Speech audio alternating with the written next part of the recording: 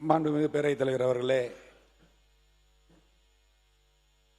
சமூக நீதி, சமத்துவம், பெண் கல்வி, பெண்ணுரிமை என்று இந்த தமிழர்கள் தன்னை நிமிர்ந்து வாழ்வதற்கு தன் வாழ்நாள் முழுவதும் போராடிய தந்தை பெரியார், தந்தை பெரியாரின் எண்ணங்களை எல்லாம் சட்டமாக்கி தமிழர்கள் தலை நிமிர்ந்து வாழ தன் ஆட்சியை பயன்படுத்திய பேரறிஞர் அண்ணா அவர்களை வணங்குகிறேன்.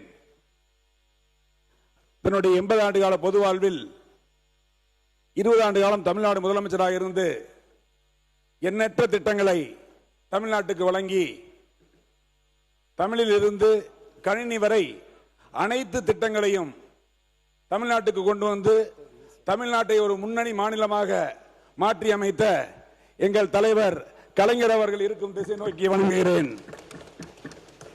இந்த சட்டமன்ற தேர்தலில் எனக்கு போட்டியிட வாய்ப்பளித்து என் வெற்றிக்காக வந்து பிரச்சாரம் செய்த எங்கள் திராவிட முன்னேற்ற கழகத்தின் தலைவர், முன்னாள் முதலமைச்சர், தன்னுடைய திட்டங்களால் தமிழக மக்களில் இதய சிம்மாசனத்தில் நீங்கா இடம் பிடித்திருக்கின்ற எங்கள் தலைவர், முதல்வர்களுக்கெல்லாம் முதல்வராக தன்னுடைய ஆட்சி காலத்தை மாற்றி காட்டியவர், உதாரண புருஷராக இருந்த எங்கள் தலைவர் தளபதி மு.க. ஸ்டாலின் அவர்களுக்கும், எங்களுடைய இளந்தலைவர், ஒற்றை செங்கல்லால் ஒரு ஆட்சியை மாற்றிய மகான் வெற்றி வீரர், எங்களுடைய எதிர்க்கட்சி தலைவர் மாண்புமிகு சகோதரர் உதயநிதி ஸ்டாலின் அவர்களுக்கும், என்னை இந்த மாமன்றத்தில் வருவதற்கு உறுதுணையாக இருந்த முன்னாள் அமைச்சரும் கழகத்தின் துணை பொதுச் செயலாளருமாக அண்ணன் இ. பெரியசாமி அவர்களுக்கும், எதிர்க்கட்சி துணைத் தலைவர் முன்னாள் அமைச்சர் மாண்புமிகு அண்ணன் கே.என். நேரு அவர்களுக்கும், எதிர்க்கட்சி கொறடா மாண்புமிகு அண்ணன் ஏவா வேலு அவர்களுக்கும், முன்னாள் அமைச்சர் மாண்புமிகு அண்ணன் எம்.ஆர்.கே. பன்னீர்செல்வம் அவர்களுக்கும், என்னுடைய வெற்றிக்கு உறுதுணையாக இருந்த எங்கள் மாவட்ட கழகத்தின் செயலாளரும் முன்னாள் அமைச்சருமான மாண்புமிகு அண்ணன் ஆர். சக்கரபாணி அவர்களுக்கும், எங்களுடைய மாவட்ட கழகத்தின் செயலாளர் திண்டுக்கல் சட்டமன்ற உறுப்பினர் மாண்புமிகு இ. பி. செந்தில்குமார் அவர்களுக்கும்,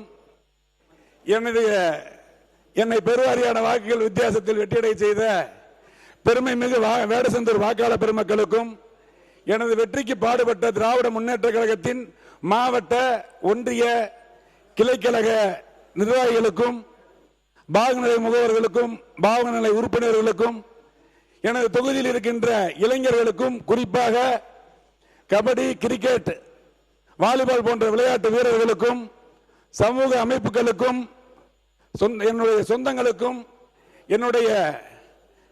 நான் இந்த மாமன்றத்தில் வந்து நின்று கொண்டிருக்க காரணமாக இருக்கின்ற என்னுடைய தந்தை பி. தங்கராஜ் அவர்களுக்கும், என்னுடைய தாயார் சரஸ்வதி அம்மாள் அவர்களுக்கும், எனக்கு கல்வி கொடுத்த என்னுடைய மாமா எஸ்.ஆர். பொன்னுசாமி, கே.எஸ். சகாதேவன் உள்ளிட்ட அனைவருக்கும், நண்பர்களுக்கும், பத்திரிகையாளர்களுக்கும், ஊடகவியலாளருக்கும் எனது மனமார்ந்த நன்றியை தெரிவித்துக் கொள்கிறேன். மாண்புமிகு பேரவைத் தலைவர் அவர்களே, இந்த வருவாய்த்துறை மற்றும் மருத்துவம் மீதான மானிய கோரிக்கையில் பேசுவதற்கு முன்பாக என்னுடைய தொகுதி சம்பந்தப்பட்ட ஒரு இதய பிரச்சனையை பேசி மானிய கோரிக்கையில் மீது பேசுவதற்கு உங்களிடம் அனுமதி கேட்கிறேன். வறட்சியான வேடசந்தூர் தொகுதியை வளமான வேடசந்தூர் தொகுதியாக மாற்றுவதற்கு காவிரி, அமராவதி ஆறுகள் இணைகின்ற திருமக்கூடலூரில் இருந்து நீரேற்று திட்டத்தின் மூலமாக நீரை கொண்டு வந்து கரூர் மாவட்டத்தில் இருக்கின்ற கரூர், அரவக்குறிச்சி, கிருஷ்ணராயபுரம், திண்டுக்கல் மாவட்டத்தில் இருக்கின்ற வேடசந்தூர், ஒட்டஞ்சத்திரம், ஆத்தூர், திண்டுக்கல், நத்தம் ஆகிய 8 சட்டமன்ற தொகுதியில் இருக்கின்ற ஆயிரக்கணக்கான குளங்களில் நீரை நிரப்புவதற்கு நீர்வளத்துறைக்கும் ஊராட்சித்துறைக்கும் சொந்தமான குளங்களில் நீரை நிரப்பி நிலத்தடி நீர்மட்டத்தை உயர்த்தி விவசாயிகளின் வாழ்வாதாரம் பெருக்குவதற்கான ஒரு சாத்தியக்கூறுகள் பற்றிய அறிக்கை தயாரிப்பதற்காக 97 லட்சம் ரூபாய் கடந்த திராவிட மாடல் ஆட்சியில் ஒதுக்கி அந்த திட்டம் சாத்தியம் என 20/8/2025 அன்று அரசுக்கு அறிக்கை அனுப்பப்பட்டுள்ளது. 5500 கோடி ரூபாய் மதிப்பீட்டில் அத்திக்கனவு அவிநாசி திட்டத்தை போன்ற இந்த திட்டத்தை நிறைவேற்றினால் 2 கட்டங்களாக அந்த திட்டம் அறிக்கப்பட்டிருக்கிறது. 1750 கோடி முதல் கட்டமாகவும் 3750 கோடி இரண்டாவது கட்டமாக அந்த திட்டம் அளிக்கப்பட்டிருக்கிறது. இந்த திட்டத்தை நிறைவேற்றினால் அத்திக்கடவு அவிநாசி திட்டத்தில் எப்படி விவசாயிகள் பலனடைந்து அந்த பகுதியெல்லாம் வளமான பகுதியாக மாறியதோ அதே போல் இந்த உபரி நீரை கொண்டு வந்து எங்கள் ஊரில் இருக்கின்ற குளங்களை எல்லாம் நிறைக்கும் போது 2 மாவட்டங்களில் இருக்கின்ற 30 லட்சத்துக்கும் மேற்பட்ட மக்கள் பயனடைவார்கள். விவசாயம் பெருகும், இளைஞர்கள் வேலை வாய்ப்பு பெறுவார்கள்.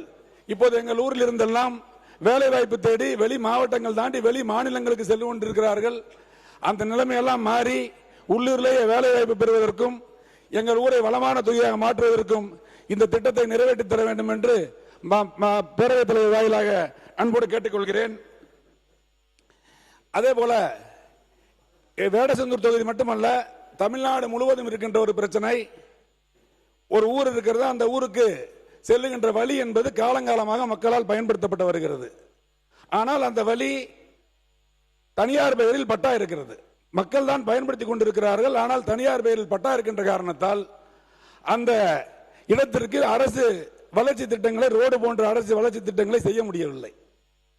எங்களது வேடசந்தூர் தொகுதியில் கோயிலூர் பஞ்சாயத்தில் குறிக்கோடையூட்டியிலிருந்து நவகுளம் வரை செல்லுகின்ற சாலை உதாரணமாக சொல்கிறேன். எங்கள் தொகுதியில் இன்னும் புத்தூர் பஞ்சாயத்தில் நிறைய ஊர்ல இருக்கு. இது எல்லா இடத்துலையும் இந்த மாதிரி பிரச்சனை இருக்கும். இதை நிலம் கையகப்படுத்தும் திட்டத்தின் மூலமாகவோ அல்லது பேச்சுவார்த்தையின் மூலமாகவோ நிலத்தை கையகப்படுத்தி அரசு வளர்ச்சி திட்டங்களை செய்ய ஆவண செய்ய வேண்டும் என்று பேரவைத் தலைவர் வாயிலாக கேட்டுக்கொள்கிறேன். மருத்துவத்துறையை பொறுத்தவரை எங்களுடைய தலைவர் கலைஞர் அவர்கள் முதலமைச்சராக இருந்தபோதுதான் மாவட்டத்துக்கு ஒரு மருத்துவமனை என்ற கொள்கை முடிவை எடுத்தார்கள் என்பதை இந்த பேரவைக்கு தெரிவித்துக் கொள்ள விரும்புகிறேன்.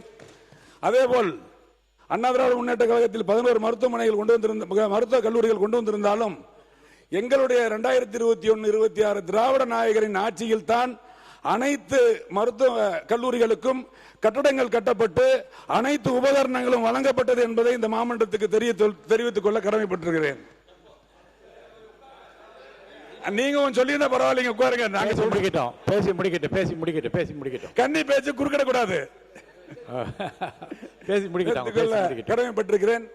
திண்டுக்கல் மாவட்ட மருத்துவமனை அரசு மருத்துவமனையாக மாறிய காரணத்தினால் பழனி மருத்துவமனை மாவட்ட மருத்துவமனையாக மாற்றி 100 கோடி ரூபாய் அதற்காக செலவு செய்து அந்த மருத்துவமனையில் அனைத்து வசதி வாய்ப்புகளையும் ஏற்படுத்தி கொடுத்த அரசு எங்கள் திராவிட நாயகரின் அரசு, எங்கள் மாண்புமிகு முன்னாள் முதலமைச்சர் முத்துவேல் கருணாநிதி ஸ்டாலின் அவர்கள் என்பதை இந்த அவையில் நான் பதிவு செய்ய விரும்புகிறேன். அதே போல என்னுடைய வேடசந்தூர் சட்டமன்ற தொகுதியில் 5.25 கோடிக்கு கட்டடங்கள் கட்டி அதை மாண்புமிகு முன்னாள் துணை முதலமைச்சர் அவர்கள் வந்து திறந்து வைத்தார்கள். இப்பொழுது 56 படுக்கைகள் இந்த மருத்துவமனைக்கு உள்நோயாளிகள் பிரிவுக்கு கட்டடங்கள் கட்டி 40 ஆண்டுகள் ஆகிவிட்டது. எனவே கட்டடங்கள் கட்டி கொடுத்து சிடி ஸ்கேன் மிஷின் உள்ளிட்ட மருத்துவ உபகரணங்கள் வேண்டும் என்று அன்போடு கேட்டுக்கொள்கிறேன். என்னுடைய தொகுதியில் இருக்கின்ற அனைத்து ஆரம்ப சுகாதார நிலையமும் மேம்படுத்த ஆரம்ப சுகாதார நிலையம் மாற்றி மருத்துவ உபகரணங்களை அமைத்துக் கொடுக்க வேண்டும் என்று தங்கள் வாயிலாக மருத்துவத்துறை அமைச்சர் அவர்களை கேட்டுக்கொள்கிறேன்.